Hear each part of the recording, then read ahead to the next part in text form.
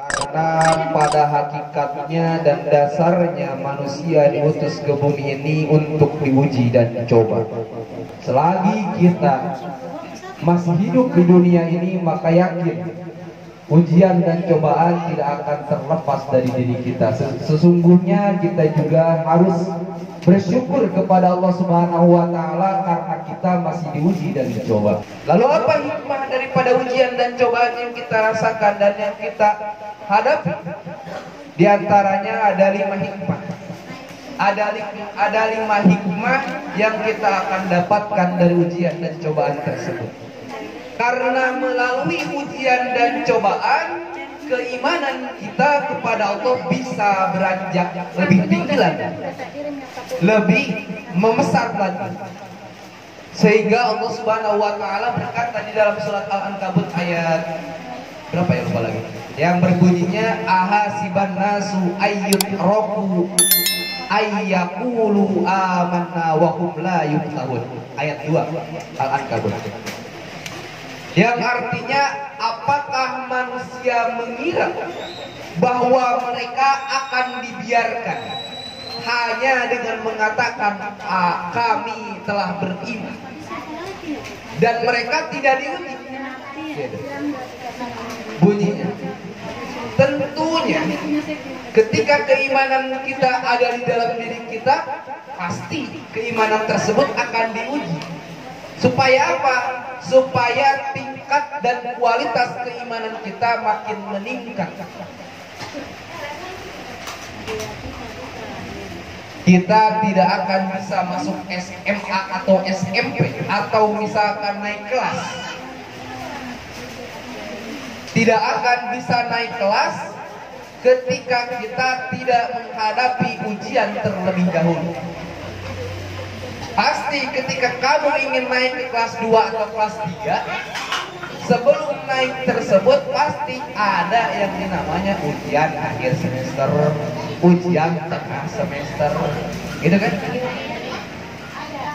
Ujian tengah semester untuk mempersiapkan ujian yang lebih berat, yaitu ujian akhir semester. Kita diuji dengan hal-hal yang kecil. Untuk apa? Untuk mempersiapkan diri kita menghadapi ujian dan cobaan yang lebih besar.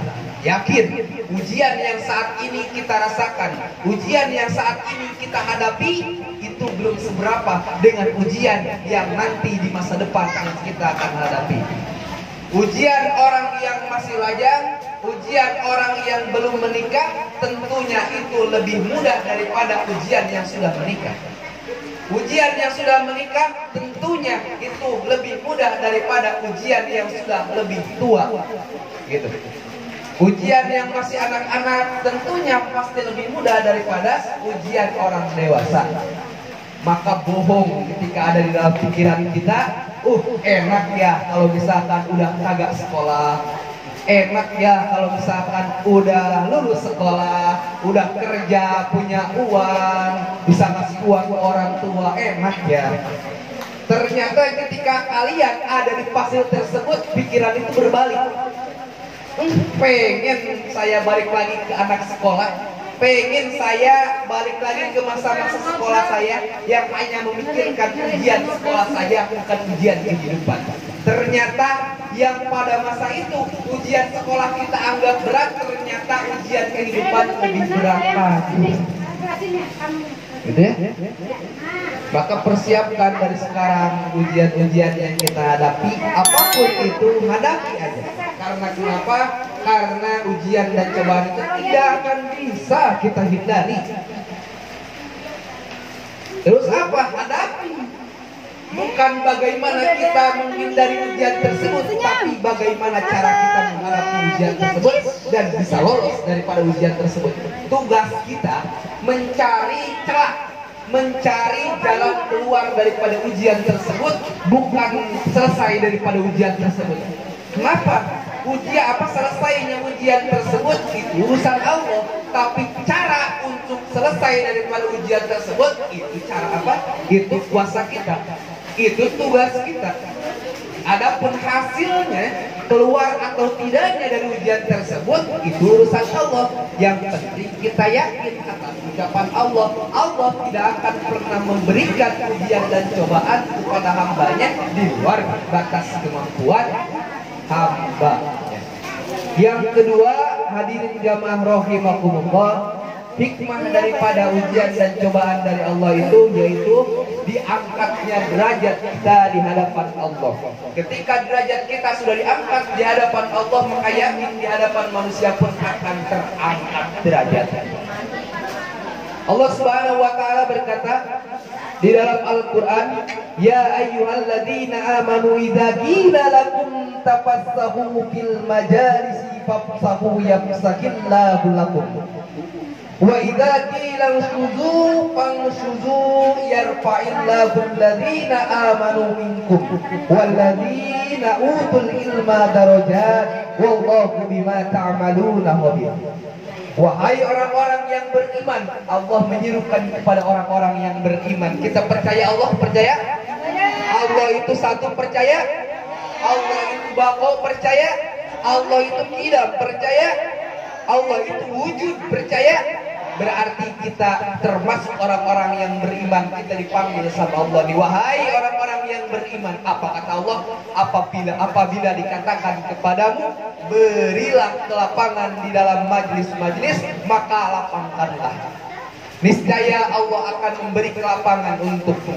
Dan apabila dikatakan berdirilah kamu, maka berdirilah.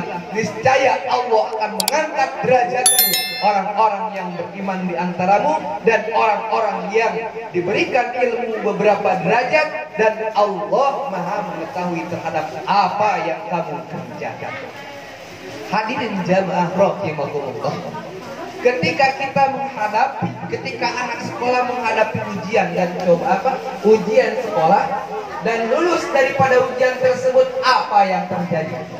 Naik kelas, dari kelas 1 naik ke kelas 2, dari kelas 2 naik ke kelas 3, menghadapi ujian dan menghadapi ujiannya masing-masing.